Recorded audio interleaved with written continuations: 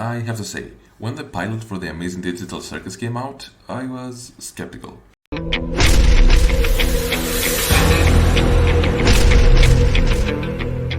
I don't know if it was because I was burned out by other shows that pulled me along without payoff, or... Well, actually, that's exactly what it was.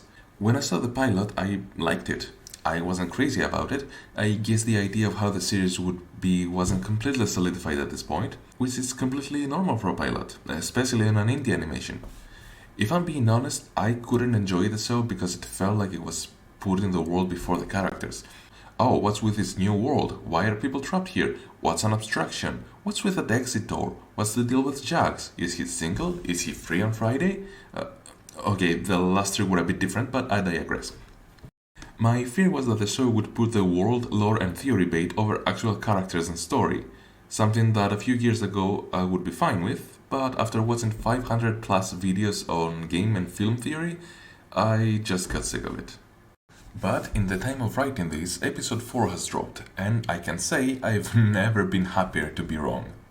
The show has a bit of mystery and theory bait in it, of course, but thankfully it remembers what many people seem to forget when writing a story: the characters.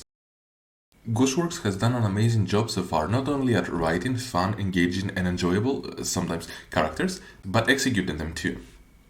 Even as far back as the pilot, you see references to character traits that aren't explored until a few episodes later, which proves that they had thought about the characters before the show started and weren't just thinking about them on the spot. Example, in episode 3 it's revealed that Kinger feels more comfortable in the dark and is therefore able to remember things much more easily. And then you go back to episode 2 and in Kaufman's funeral, Kinger has his eyes closed when giving a speech. The episodes themselves are also very well made, and importantly, they are complete.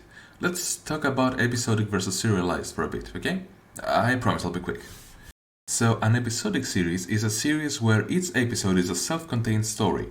Every episode has a theme, or usually two when it's a B-story, and explores that theme from start to finish. It can have an overarching plot, but it's generally not required to have watched every episode to know exactly what's going on. Think Kim Possible or Brooklyn Nine-Nine. A serialized series, on the other hand, is more or less a continuous stream of story, and the episodes connect pretty much one-on-one like wagons on a train. Think like The Dragon Prince or Sierra. The Amazing Digital Circus, or TDQ for short, chooses to be an episodic series. The proper medium to express oneself.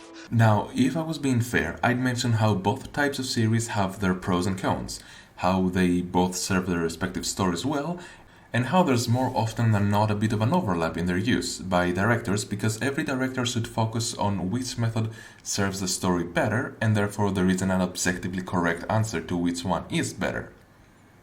Good thing I'm not trying to be fair. Seriously, I know this is a personal preference and whatnot, but episodic is almost always the superior method of storytelling between these two, and TDQ, being episodic and enjoyable to watch, it's such a breath of fresh air for me. I know that I can go into an episode and not worry that it will end in a cliffhanger and the director's smug face going, "Oh, you want the answer? You better watch the next 12 episodes, bitch!" But the point I want to stress even more is how it gives attention to the characters. Every episode is about one or more of them, not about the lore or about Kane's adventures, but about the characters. How they act and react to the clusterfuck that is happening around them is always the focus point. And the characters remain consistent because, as I said, Gooseworks has put thought into them. Ragatha is immediately nice to Pomni because he has an obsession of being liked by everyone. By the way, spoilers ahead. I mean, you clicked on a video about a series, so you should expect spoilers about said series, but I'll give you one just in case. Kinger is insane because he's been here the longest, and it's gone through some shit like losing his wife. But some of his actions are reflected from his past, and specifically his late wife, like their love for insects, and as mentioned previously, the tranquility of darkness.